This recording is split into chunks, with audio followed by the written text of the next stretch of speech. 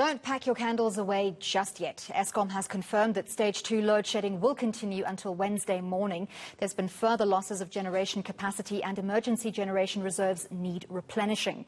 Energy expert Hilton Trollip says load shedding won't end until Eskom fixes the real issue of maintaining its old plants. He joins me now live via Zoom. Thank you very much, Hilton, for your time.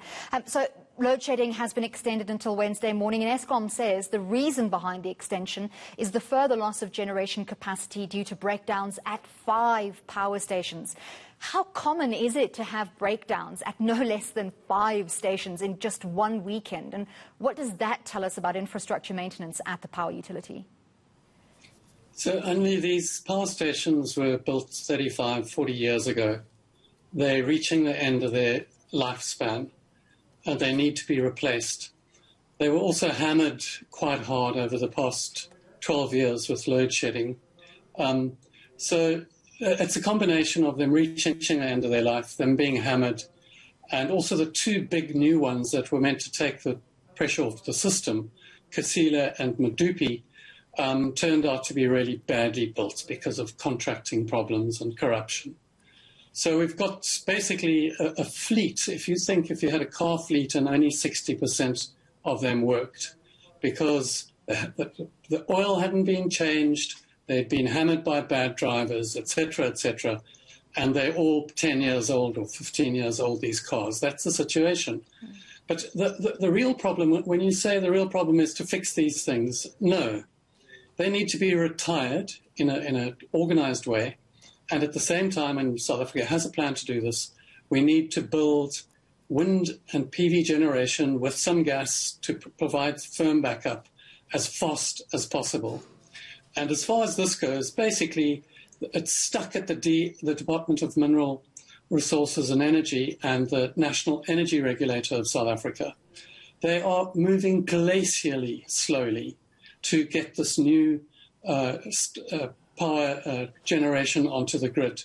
There are at least 5,000 megawatts. That's bigger than Medupi. That's a huge amount of people just wanting to connect. All they need is a nod from the minister, a signature, and a license from NERSA. And a good example is one of these, a mine recently, took 3 years to get a license, the first of its kind, for 40 megawatts. That's 1,000th of the size of our whole generation system. It took them 3 years to get a license. Nobody else has got a license. So basically, Eskom can't do anything until the Department of Mineral Resources and Energy, led by Minister Gwedi Mantashe, and the National Energy Regulator of South Africa, get off their hands that they're sitting on and start licensing new generation to put onto the system. And I wish Eskom and Andre de Ruyter and his team all the best, trying to keep this bunch of crocs running, because that's what they are. And we really, really need to get into the 21st century now and stop delaying with putting the new generation onto the system. Hilton, what do you think is behind the glacial pace at which the Energy Department is moving to get the new modernized system up and running and licensed?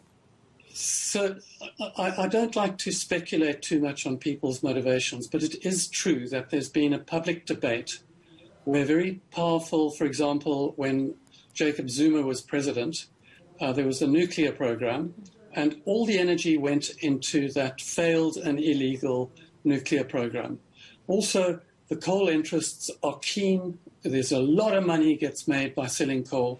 And when renewable energy gets put onto the system, it means that less coal is going to be spent. And there was the Eskom inquiry, and there's a long list of people recommended by the parliamentary inquiry for investigation for potential criminal conduct around those coal contracts. So there's a lot of kind of dirty business that has gone on, and I think it's being tidied up. It seems to be the case under President Ramaphosa and under the new Eskom management. But there's the legacy of that. So we don't know what people's motivations are. We do know that there is a concerted push against renewables by old coal interests. And we know that the DMRE, MR stands for mineral resources. And it would seem that the mineral resources side of the DMRE is somehow or other taking precedence over the energy side.